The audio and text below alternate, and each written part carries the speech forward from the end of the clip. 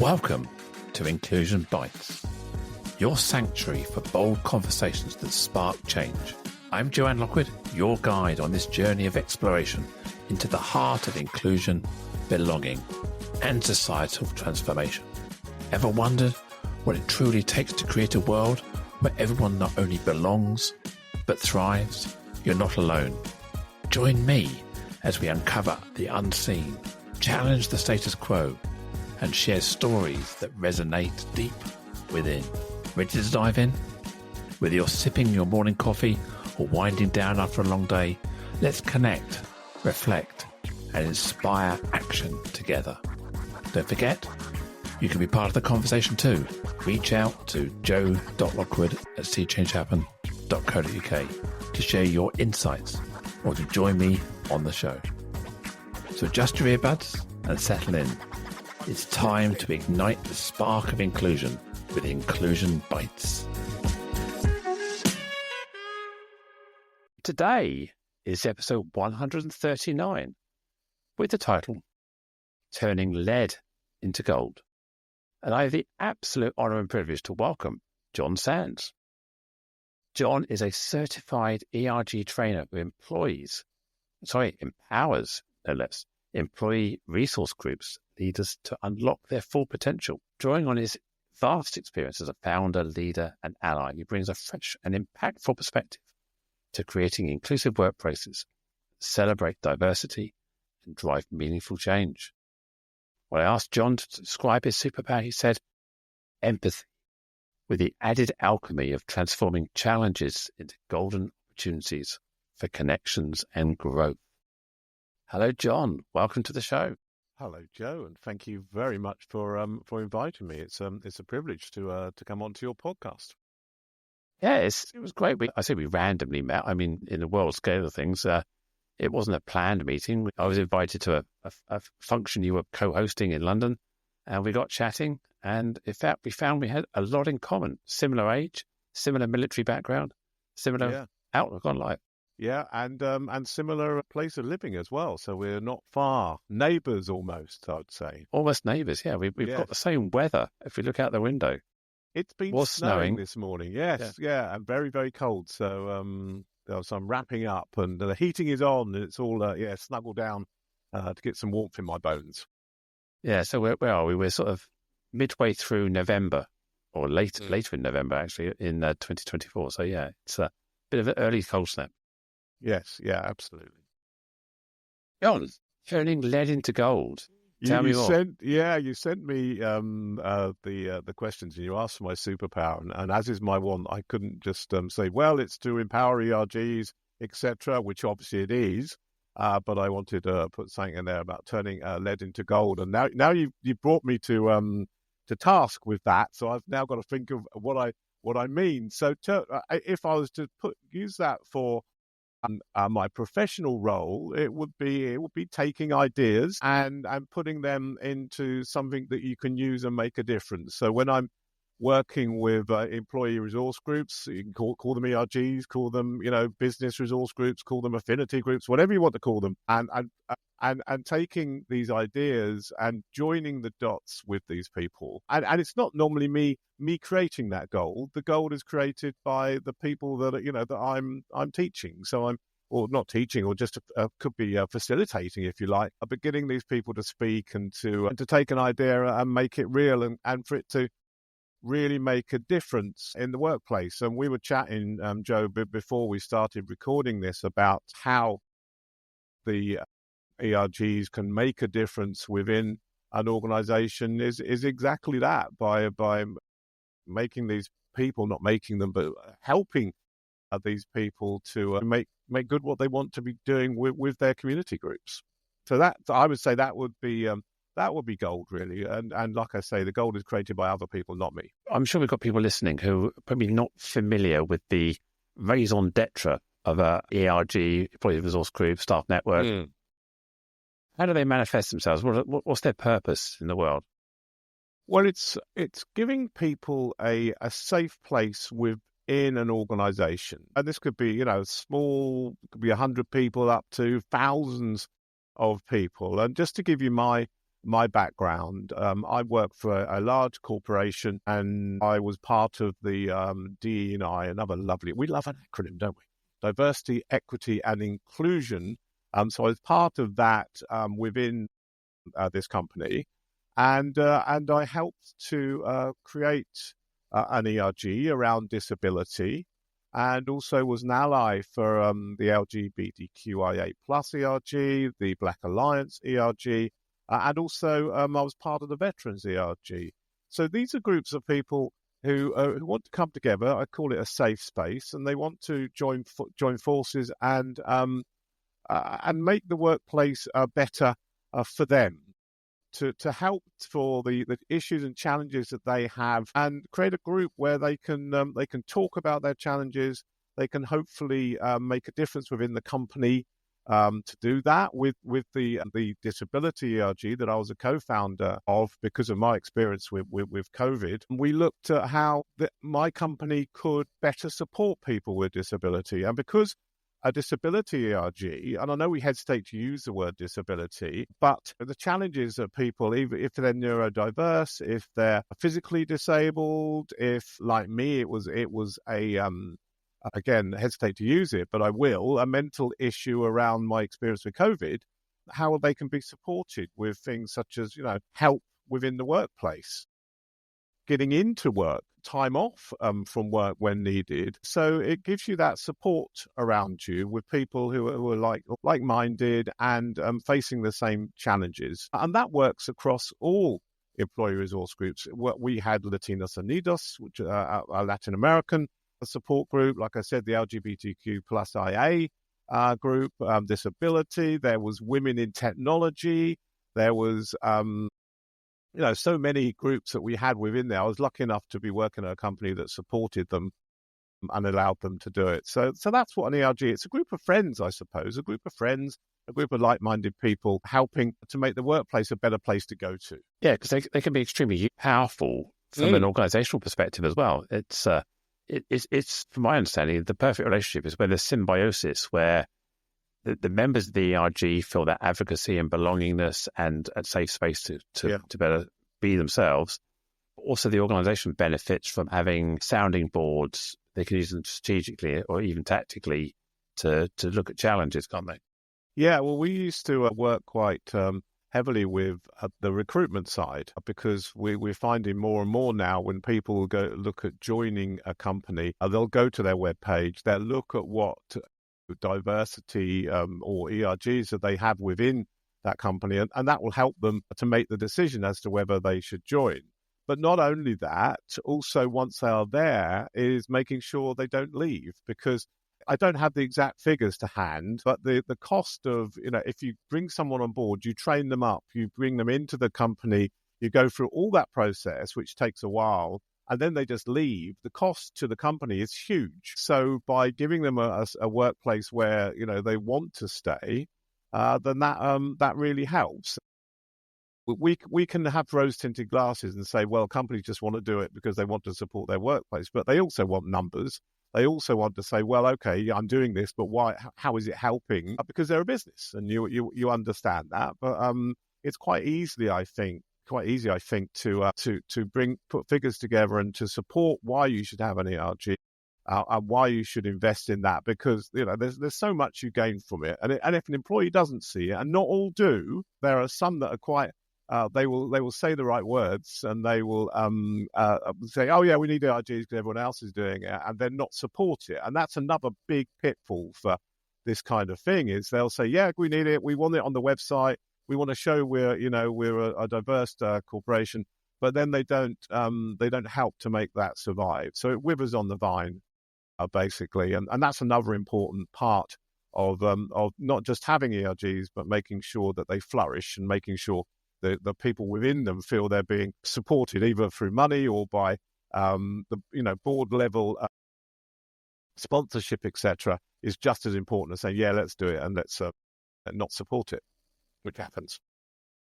Yeah, I was at an event last week, I think it was, and Bruce Daisley, the culture expert, ex VP of Twitter Europe, I think he was there talking. And one of the things, one of his insightful throwaways is a real sense of valuing and judging employee experience and the belongingness in an organization is that one good sign is your best friend works at your organization. Yeah. And ERGs can foster that belonging and create you, if you like, friends outside of your day-to-day colleagues in an organization. And we know that that creates stickiness within the culture, doesn't it? I think absolutely, and you're right there, and that's why I feel with ERGs, allyship is so important, because we're not only looking to support and educate the people within that group, but we're also looking to then support people outside of that group to understand. And education is very important, and that's why I said allies is, make a huge difference, because you can preach to the choir. But you really want to educate people outside, because if you don't do that, then you're just, and we mentioned earlier, like I say, before we came on the podcast, about an echo room. You're just talking to people who want to hear that. You need to, for a true ERG to work, is to bring on people who maybe are a bit skeptical about it. And we're finding a lot, and especially in our current political climate, we are finding a lot where that skepticism is becoming more and more prevalent, where there's a backlash towards diversity. They are saying, well, we actually want to get rid of diversity. We don't want that to happen. And there's that polarization between this is diversity and this is, what we want to do. That's something we really need to stop, I feel, and is unfortunately becoming more prevalent at the moment. In my head, I'm thinking DEI must die. So DIE, yeah, it's almost like that's the kind of the pushback at the moment, that diversity is seen as a negative now, or the initiatives, not the out end result, but the initiatives have got such a bad name. Yeah, maybe poorly implemented without consideration of return on investment. People from a majority are feeling excluded from an inclusion exercise. How can you create an inclusive culture by excluding people? And I think people are feeling excluded because they're not black, they're not gay, they're not a woman, and we're marginalizing people. And that's something I have experienced myself. Being a white male, I have felt sort of not part of the gang, if you like, and that could be a perception by me. But yeah, I have felt that, really, being what I am, and I grew up at a time where is looked back as being, a black time, a dark time, where I'm trying to put together actually a presentation around, and I call it Poor Little White Boy, because I grew up in a time where we had, even now, it sort of shudder to think about it. When you think of, shows like the Black and White Minstrels, buying a jar of marmalade with a cartoon character, I'm not even going to say the name, on the side of it, which you had to collect to get a badge, where people, like Alan Turing, being gay was illegal. And some of the TV, and I grew up with a father who was a misogynist. He's passed now, misogynist, a racist. And people look back on that time, and rightly so. They say, that it was a bad and unenlightened time then. And I grew up within that environment. And they say that people can be formed by what they grew up with, and absolutely not for me. If anything, it made me shun those ideas. It made me into who I am, and not in a bad way. And I'm not saying that everyone who grew up in that time. You still get people say, well, I grew up in those times and it was all right then, wasn't it? We were okay. But that phrase of, the good old days. The days of where I felt comfortable, the days of where everything was okay, wasn't it? And those people are there, and you see them every day. And my father was one of those, but it certainly doesn't shape me. And I'm of the strong feeling you just get bad people. You just get people that are bad, no matter where they come from, whether they're LGBTQIA, whether they're black, whether they're white, whether they're Christian, whether they're Catholic, whatever. You just get bad people, and I hate to be painted with that brush, to people to think, and this is, I think, is one of the worst things that you can do we talk about diversity, we talk about racism, and racism is painting everyone from that, in my view anyway, painting everyone within that particular group of people as one thing, as by saying, well, all Muslims are this, all Christians are this, everyone within the LGBTQIA plus is this, and that's where racism comes on. You just get bad people no matter what you're doing in life. You just get bad people, I think. Yeah, but inherently, bad people don't think they're bad. No, of course not. So we all actually believe we're good people. Every single person believes they're a good person.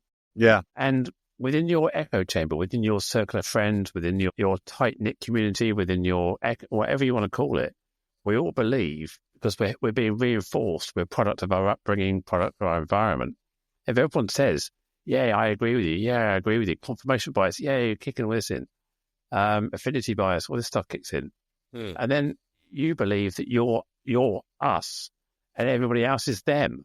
And that's the problem sometimes, is we get so locked up into our own belief of us and everyone thinks like me.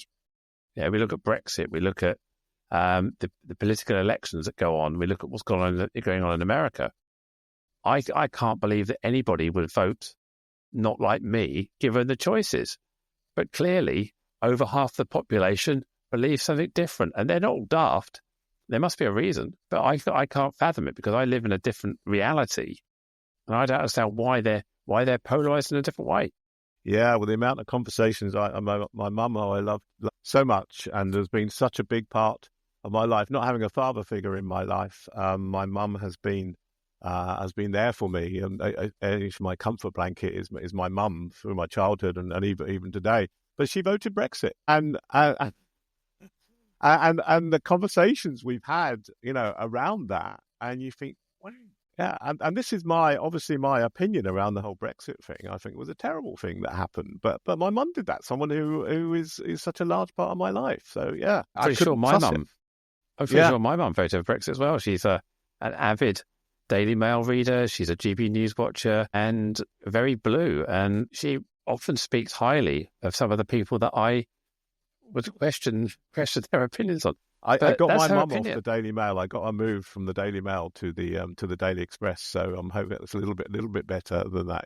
Yeah, and it's like you said there, Joe. Around they believe that what they're saying is correct, and within their world, and this is exacerbated, I think, because the echo chamber nowadays has got huge, isn't it? When we look at Twitter and we look at Facebook and we look at all the channels that are available to us, that echo chamber is hundreds of thousands of people, and then you're gonna think, well, okay, if they say it, then it must be true, and everyone's a hater. And that's where the polarization has come in, I think. And that certainly was there for Brexit. And also when I speak to my American friends around the elections recently, with the presidential elections, it's been such a polarization.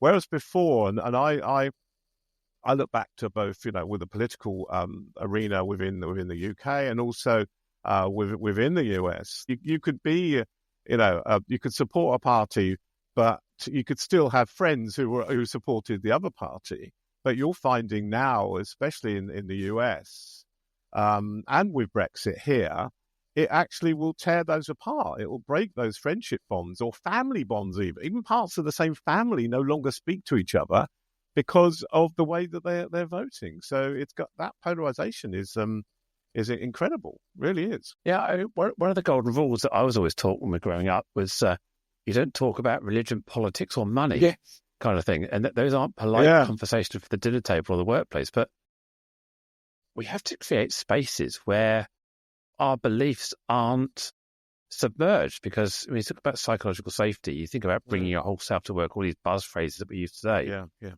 you haven't suppress your views and beliefs, it's not good for you as a person if you're working in an environment where you can't be who you are. So how do we square this circle of paradox where the intolerance of intolerant, it's kind of, we've got to be careful here. We can't all speak our mind. No, it's funny, isn't it? Because we were talking about at the conference we had in London where I got to meet you, we were talking about a governance around resource groups, a governance around, because you can't say, right, anyone can create a resource group because of what that brings on. Yes, we can say we're inclusive for everyone. It's like when they started saying, well, white lives matter too. All that side of things, you have to be careful, really, around that side. And if there's a right-wing organisation and they want to create an employee resource group as well, how do you do that? It's a difficult one, because inclusivity should mean inclusivity. Freedom of speech should mean freedom of speech. But my thoughts around that are, if anything that you're doing, if anything that you want to say, right, we want to get a gang together, if that harms other people, if that is directly aimed with anger to other people, then that's where we draw the line, I feel. Yeah, I mean, that for me is really where we say, well, okay, we do have the right, but you have no right to, first of all, enforce your views upon other people, and second of all, create direct harm within other people. And I think, me personally, that's where I would say, we should draw the line. When we look at some major political figures in our history, we look, well, I say our history, world history. Nelson Mandela, freedom fighter, terrorist, world leader. Lech Wałęsa, freedom fighter, terrorist, world leader. And you look at Sinn Féin and some of the leaders, Gerry Adams, people like that. They went from being terrorist, freedom fighter to political leaders in their country. And we now see Sinn Féin taking a political stance even within the north of Ireland. So it depends on who's writing the history, doesn't it? Well, absolutely, it does. Yeah, there was the issue in Bristol with the statue of the and again, apologies, I forget the name of the person, but I very vividly can remember them pushing the statue into the river at Bristol. Person who put a lot of money into schools, put a lot of money into the local community, built buildings, built hospitals, slave trader. So that, where does that sit? What do you do with that? I mean, I personally think if the context is there and people understand that, and people are educated around that, and it's not hidden from, then that is part of history. It's the same with Nelson Mandela. I mean, again, I apologize for not being to know as much as I should do about things like that, but we put context. It happened. Yeah, these people went through a process. Some would call it terrorism. Some would call it fighting the fight. It depends where you sit on that, doesn't it? And I don't feel either you or me can sit there and comprehensively say, that's wrong, because I'm not sure you can do that. Yeah, and I mean, bring it back to the workplace, and we've got a bit onto work politics there. But yeah, very deep. But you end up with this inherent conflict between the rights of each other. I've seen in the civil service, they've set up a staff network that champions the supremacy of sex over gender to almost like oppose the LGBTQ plus network. To give people who have those beliefs a place where they feel belonging. So you have to allow people to have these thoughts and beliefs and what we call a protected belief. But somehow the organisation has to wrestle with this to stop it becoming toxic or weaponized. And I truly feel that there is a place for both there, but that should be encouraging conversation. That should be saying, well, okay, I disagree with this. I feel it should be this, but because there's been a lot of militant actions around these things where people, it is almost like a battle. I'm right. This is wrong. You can't do that. You can't do this. Conversation. We should be talking about it. And even if we can't say, oh, okay, yeah, I agree now, which doesn't always happen, to respect people and to understand, if not to fully agree, but to understand and to realize that we are all human beings. We have a right to do that and to feel that way. That's fine. I don't agree. That's fine. We can still live together with that. We don't have to be butting up against each other the whole time. We don't have to be, agreement all the time. Maybe I'm being a little simplistic. I don't know. Maybe I am. But my feeling is we can live together even if we don't agree all the time. Yeah, I was watching a debate on Facebook unfold the other day. It was about, I think there was I think it happened at a horse race and some horses died at the weekend. I'm not sure exactly the story. And someone put a post about horse racing should be banned. And someone chipped in and go, well, hang on a minute. It employs loads of people, the animals. And there was this polarized view around any animal that is enslaved by a human being is bad. Any animal you're putting to work for you, riding a horse is bad. Riding an elephant is bad. It's like, and there was someone trying to come up with another opinion. And eventually, the weight of view on this post was heavily animal rights focused. And so all the people that were trying to chip in with a balance effectively put their hands in the air and said, okay, I give up. I shouldn't have joined this conversation. Yeah. I'm out. And then people didn't want to let them out the room. They kind of say, now, hang on a minute. I haven't finished beating you up yet. I want to keep going. You don't get my point. I want to keep telling you. Okay, no, it's okay. We disagree. I'm happy I'll beat you up enough until you eventually come round to what I think is the right way of doing stuff. So people aren't happy with that retreat and acceptance. Okay, we have a fundamental difference here. Some people want to keep going, and that's they won't be happy unless they've had their satisfaction of agreement. I think we all go for headlines because headlines make people listen or they make people watch. It's like my mum will ring me up and say, "Oh, the country is swamped with immigration. We need to sort that out." And saying, "Well, you're reading a headline." They sell newspapers. They're not going to say, "Oh, things are actually a bit okay at the moment, aren't they? We don't really need to worry. That's fine." That's not what is going to sell a newspaper. The headline is going to sell the newspaper. And I do feel that we then have adopted that. And especially when we can sit behind our keyboard and be on a Facebook chat thing or on Twitter or something, we shout stuff because it gets a reaction. It gets people to shout back. And we all want to get that reaction. We all want people to go, well, because that's what we feed on. Is people's, no one wants to sit there and have a nice conversation. Yeah, it's all a bit okay. And actually, no, I agree with you with that. That's all brilliant. We want headlines, whether that's in a newspaper or on a message page or on anywhere. We want headlines. We want reactions, and we are able to do that with the media that we work with. Yeah, I think so. In the media the other day, it was all about working from home, working in the office. The headline was something like, the ONS has discovered, the ONS, trusted body, we'll chuck them in there, these trusted statistics, that people who work from home rest 20 minutes a day more than those who work in the office and do 15 minutes more exercise. And then they quoted Jacob Rees-Mogg saying, see, these lazy people working from home are sleeping during the day. Yeah. Well, hang on a minute. No, at no point did it say sleeping during the day. It just they had 20 minutes a day more rest, but did 15 minutes a day more exercise. And suddenly we're extrapolating that to being anyone who's working from home is more lazy, therefore. Yeah. They're sleeping all day. They're not doing anything. Yeah. There's no statistic on productivity in there. So they cherry picked out the resting and the exercise. So people are going on their treadmill, having a sleep, and doing less work. QED, statistic ONS. Yeah.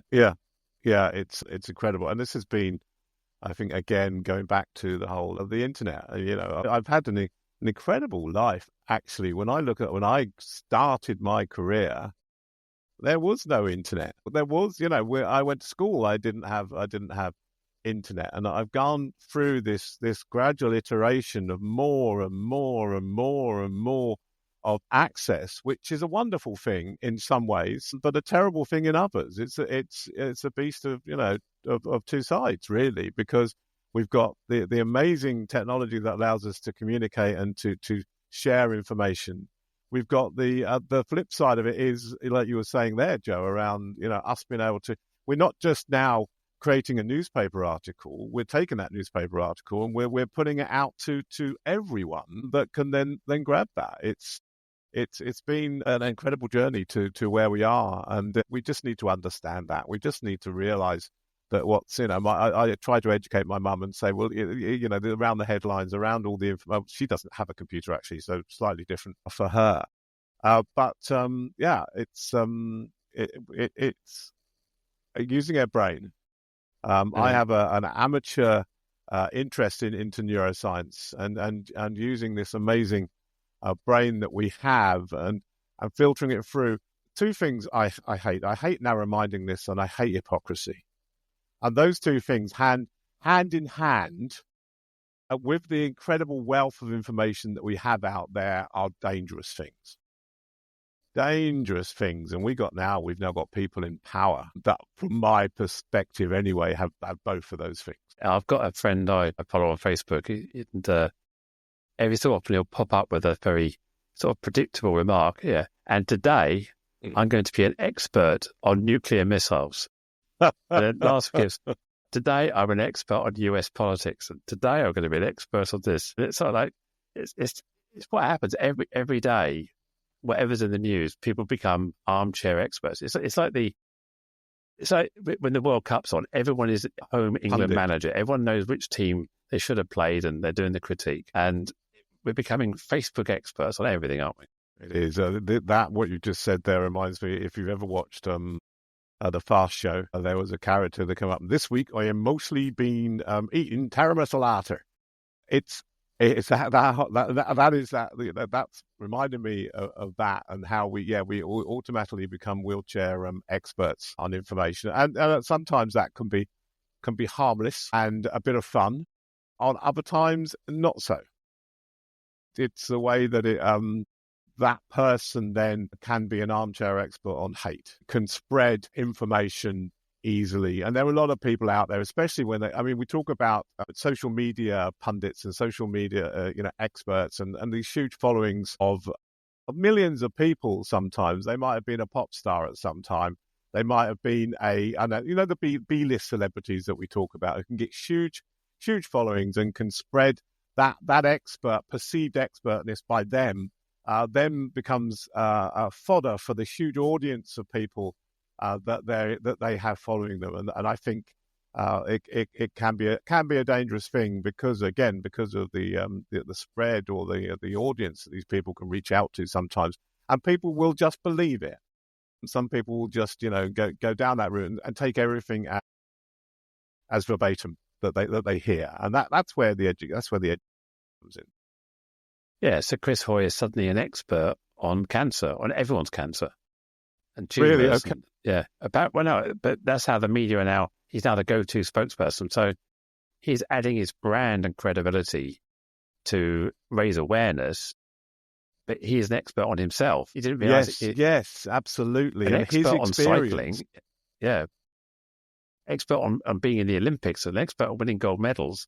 But he's now participating in the experience of going through a life-changing condition, which is obviously terminal and very sad. Very sad. Family are coping with that. So he's telling his story in raw to the public, and we've got to be careful that he doesn't necessarily give advice or expert advice, just his personal experience. Yeah, that you're right on that, and again, that goes back to my comment earlier about people taking it verbatim. As Chris Hoy is now a professor on cancer, it's a very sad that he went through, and him and his family having to go through that is, and cancer is, that's I've had not myself experience of it, but friends that have had it and passed away. It's a terrible thing. You mentioned at the beginning of the show, and you were talking about the bit in the green room. You also mentioned it when we met a few weeks ago around your expertise in COVID. Yes, I would not say expertise in any way whatsoever. Experience, yeah, of COVID. If you call it, this time 4 years ago, I was in a coma after catching COVID back November time, beginning of November. So I got the usual cough and then got hold of the 111, and they then sent an ambulance, and then I ended up in hospital with COVID. And I did a diary the whole time on what I was. I'm so glad I did, because I can go back and go through my experience with that. And right from, turning up and thinking, oh, they'll pump me full of antibiotics or some magic drug that will make it go away. And there was no vaccine. Excuse me, no vaccine at the time. So I went straight in and gradually, well, it was up and down. It was really, again, from my diary, it was a roller coaster, because COVID, the little bastard, actually goes to your brainstem and makes you feel that you're okay, so it can do its work.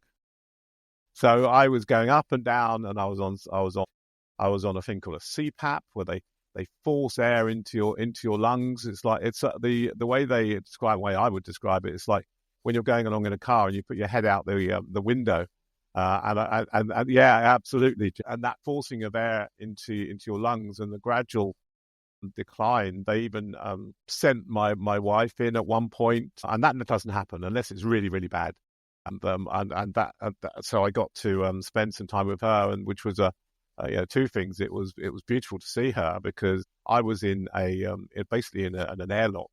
So I was in a room where you had to go through into an airlock, shut the door, open the other door, and come in and see me. Where people, to come in to see me, it was had to put in all their the gloves and the apron and the mask and all that, and then come in, see me, go out, take it all off again, and if I needed to see them again, they'd have to come in again. Incredibly isolating and very frightening. I was the most frightened I've ever been in my life, and I wrote in my diary, I don't think I'm going to finish this diary, because my breathing was getting so bad. And and this is another bag of worms, when I hear about people who are anti-vaccine, I would like to bottle how I felt when about 75% of my lung capacity was gone, and I wouldn't want to give them the virus. I would never want to do that to anyone, but I'd want them to just experience how I felt, just for 30 seconds.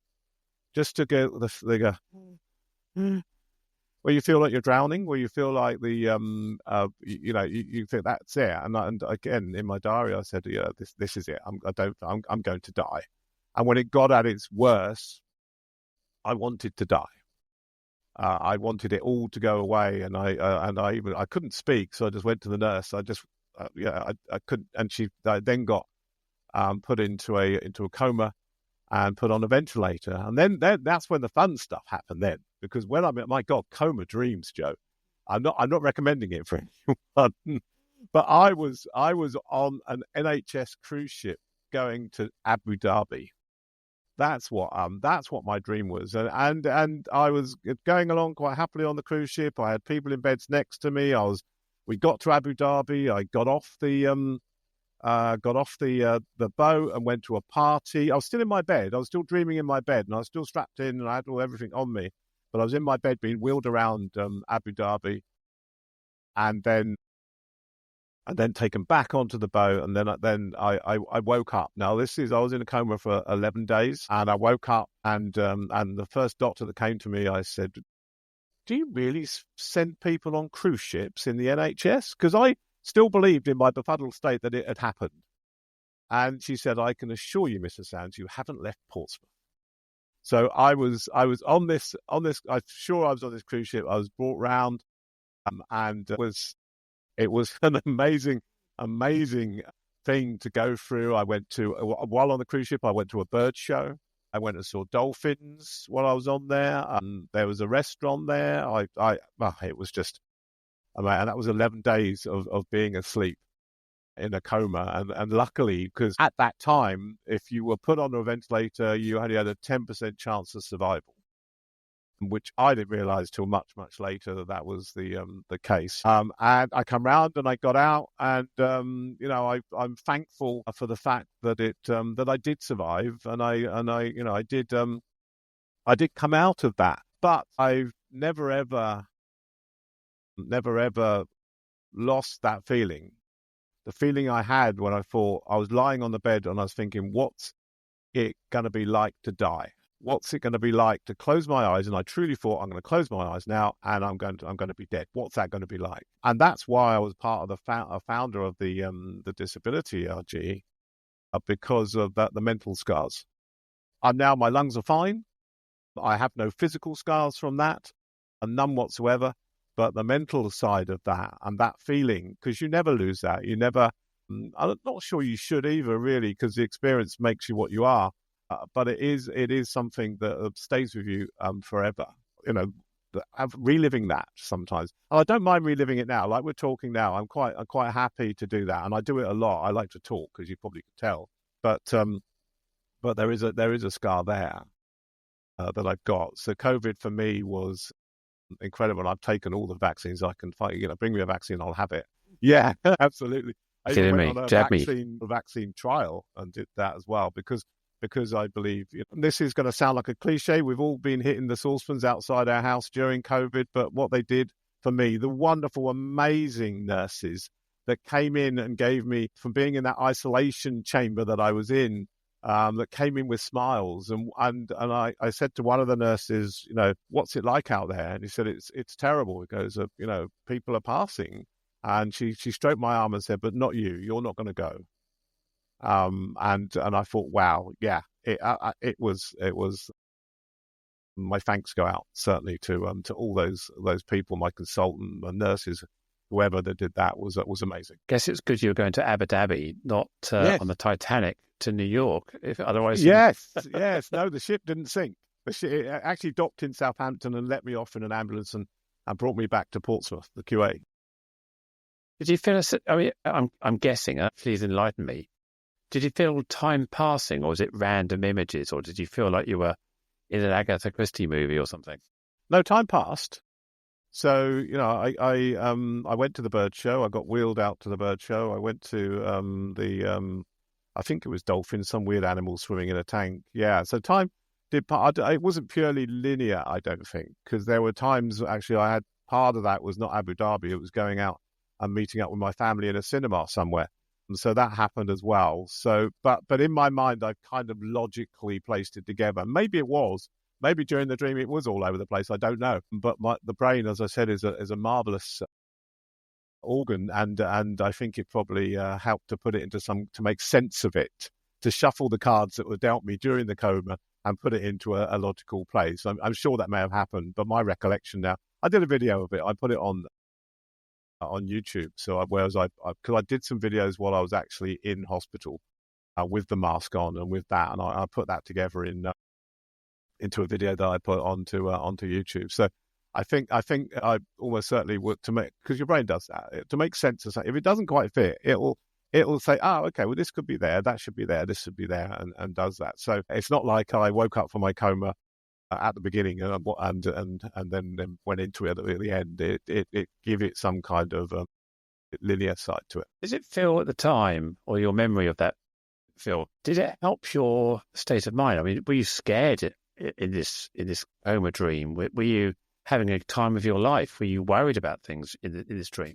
I had some sad moments in there. I mean, one of the people that I was with on board the ship died while I was there. I had some great times. I had some frustrating times when I wanted to go and see the bird show, but they wouldn't let me in.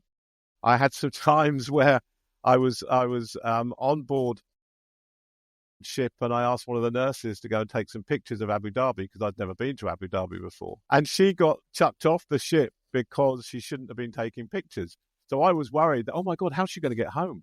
Well, I'm going to have to pay for that. I want her to get home. So I had all of those feelings as well while I was in there. So it was a complete mixture of emotions. The cruise ship side is actually explained because I spoke to one of the nurses afterwards. She said, well, the reason this happens a lot is because you're on a bed that is moving, because they want to stop you getting pressure sores. So the bed is moving. Yeah, so being on a cruise ship or being on a boat is quite normal. I was in the Navy as well, so there's probably a part of that came in. I thought there were children underneath my bed at one point. I was lying in my bed and there were children bashing underneath my bed. And that's because they put these blow-up compression tubes on your legs to stop you from getting DVT, and that was the bashing. So, yeah, so there was a whole mix of emotions in there, not one the whole time. I don't remember being frightened at any point. I remember being worried that I wasn't going to get back on the ship on time because they'd taken me away and done whatever. But no, I was never frightened. The frightening time was when I was awake. That was frightening. As you're talking now, I'm thinking back to the Matrix film, the first one. Yes. And the artificial world that's created for people, the AI realized that it couldn't be perfect. It had to have challenge and risk and drama, because a utopian kind of world isn't real. The human brain needs something more. So maybe you actually created drama out of your thoughts. So your mind has something to tackle and challenge it. I think you're right, because that's our life. Again, our brain is a very we use the word plasticity. It adapts and molds itself to your experience and your life, and we create these neural pathways with synaptic pathways, which are based upon our experiences in life, and we build those, some good, some bad, and those neural pathways are what create your dreams. Because I mean, the amount of dreams I have when I'm worried I'm not going to get to the airport, or I'm worried that I'm going to miss something, or I can't get my suitcase, and that's me. Or my God, when I go to the airport, I have to be there 3 hours before, no matter where I'm going, because I worry about not being there on time. I never understand people who say, "Oh, I get there 10 minutes before." I never worry about that. That would drive me mad. I just couldn't do it. So yeah, your brain doesn't change when you go to sleep. Some of the dreams I have as well, that we won't talk about now, are not part of my everyday life. But most of it, the bones and the pathways are there, no matter if you're dreaming or if you're conscious. You said that you talked to the nurses when you woke up again, and they kind of explained away the boat and the compression, all this kind of stuff. Have you spoken to any other coma survivors about their experience, or is this your own expert, if you like? No other. No, I haven't. And not long after I came out, I thought, would that be a good idea? I got a bit frightened about it. I think when I thought, oh yeah, okay, maybe a support, because there isn't anything out there. There isn't anything, of people. Well, not that I know of anyway. So I did think about it, but then I backed up, because I wasn't sure how I could handle that with other people. I'm talking about it quite happily now, and I'll talk about it with my wife and with my close friends, and put a YouTube video out there. But I'm not sure how. Well, at that time, certainly I wasn't sure how I would deal with that, and I did get a bit frightened, so I backed off from it. I've gone through counselling, and I've spoken to a therapist around there, but putting a support group together, I've not done that. Again, as I said, I think I got a bit of cold feet on that. I've got two experiences in my life that gives me some relatability to what you went through. I never went through a coma, I don't believe. So when I was about 12, 13, I went on a school excursion to France, to Etretat, to see the tapestry, the Bayeux Tapestry. Nice.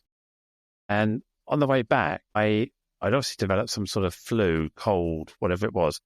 And on the boat, my temperature, I had this extreme high temperature. I had to stand on the deck of the boat to try and cool myself down. I was in the bar area or wherever it was, sitting area, and my temperature rose and rose and rose. And eventually, obviously, the teachers and people got worried about me. And they ended up calling me an ambulance onto the boat. So I got taken off the ferry in an ambulance with the blues and twos on, took me straight to Southampton General and put me in an isolation ward. They thought I had a meningitis at the time, but it turned out to be some sort of bacterial viral infection. When I had this extreme high temperature, my muscles all locked up. I couldn't move. I was literally rigid. I think my temperature was 106 or something like that, on that real cusp of being. Yeah. And when I went up to get to the loo at one point, I went to the door and there's this big red sign saying isolation ward, do not enter. It's like, oh, this is quite serious, isn't it? And I look back on it, my parents were obviously worried at the time. So yeah, I had that sort of.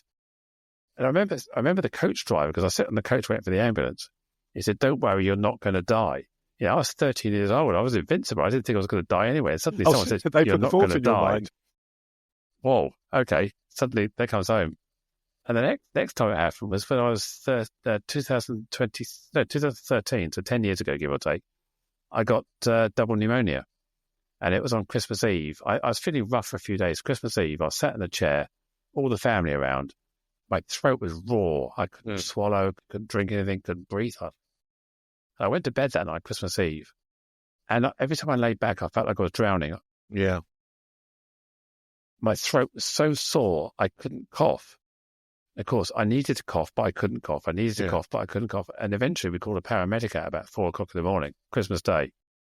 He went, "You need to go to A&E. Quick, get there now." So I got, my wife took me down there, and I saw this consultant, and he thought I was having an asthma attack. So he gave me this nebulizer to puff on. And of course, that triggered me even worse. And his face went white as a sheet. He thought he killed me. Basically, Really? I was choking with his nebulizer. He thought it'd be cool, magic, that'll fix you. Suddenly, I'm in a ward, Christmas Day, tubes up my nose, breathing oxygen, and I was feeling I couldn't breathe. I really felt I couldn't breathe. So You we were know saying that now feeling about that feeling of drowning. Yeah. That not being able to get enough air into your lungs is because that's your life for that, and it's. And I even had it during my coma dream. I remember I was trying to drink a smoothie through my breathing tube for whatever reason, because they tried to extubate me, but it didn't work. So they had to put the tube back down again. And I'm probably thinking that was why I had that feeling of drinking a smoothie through my air tube, which is weird. So yeah, so that feeling there, that feeling you had when you're lying in a hospital bed on of all times, Christmas Day is must have been horrible for you. Yeah. Well, the thing is, when you're that ill, time passes in a different way, doesn't it? Yes, absolutely. Everybody else is worried about you. Your sole concern is staying alive. And one thing I've observed throughout various, I've had other instances, not quite as bad over the years, is I've come to realize that when you're really ill or you're not well, you don't get bored. You can stare at the ceiling 54 hours a day and you're completely cool with it. And you can tell when you're getting better because suddenly you get fidgety, bored, and you want to start doing stuff. So I can always tell when I'm on the recovery, when my mind goes, right, okay, I want to read a book, I want to watch telly. Yeah. But before that, flat on my back, okay, I'm out of it. And I talked to friends who have been through experiences and I said, did you find this point where you started getting bored? They went, yeah, funny that. All of a sudden, I was really fidgety and bored. I said, that's the brain's way of saying you're on your way back. When they put me onto a general ward after I was getting better, and that was when I started, because I couldn't really get up and about. I had a catheter, I had oxygen, I had tubes everywhere, and I just wanted to get out, and I wanted to get up and about and go home. Because when, like you said, when you're really ill, when I was really ill, my biggest worry, I didn't want to die. Of course I didn't. But my biggest worry was everyone else. And my worry was my wife and my children and my brother and my mum. They were who I was worried about, because I can't do anything about where I am now. You put yourself into the hands of other people. I can't do any more than just lie here, have them do whatever, and I can't do anything. But the people that are outside of that, because they couldn't come up and see me. That was one of the things with COVID. They couldn't come up to the ward, but it was everyone else around. My wife had lost her partner to suicide many years ago, and my thought was, my God, she might lose me now after having that. And but going back to what you were saying, I wanted to do stuff. I wanted to get out. I wanted to read. I'll have my iPad out. I wanted to just involve the mind, whereas before my mind was involved with everything else that was around it. You're just a passenger. Yeah. To quote the Bee Gees, staying alive, staying up. I gotta love the Bee Gees. Gotta love the Bee Gees. The Bee Gees. John, I really love this conversation. I mean, we spoke briefly, as we said earlier, a couple of weeks ago, and there's a whole load of other stuff that we've got in common. Anyway, we dived into your Navy career and everything else, but and our joint shared passion for the city of Portsmouth, I guess, as well. Absolutely. Well, there's a time for another podcast sometime, Joe. We could. There's many things we could talk about. Yeah, I'd love to. So, John, you mentioned the YouTube video. How do people get hold of you? You're obviously on LinkedIn. Tell people about YouTube video and they can find out more about it. Just search for John Sands on YouTube and you'll also find a very famous Australian greeting card manufacturer as well called John Sands. So that's not me. If it was, then I'd have a bit more money than now. But LinkedIn, really, I see my life at the moment. I love doing the work I do with ERGs. I work with the ERG Leadership Alliance and train, part of what what they do, and look out for that. Like I say, go to LinkedIn. If you want to message me or connect, then please do. I'd be more than happy. I'm a very social person. I'm not as business focused as I was before.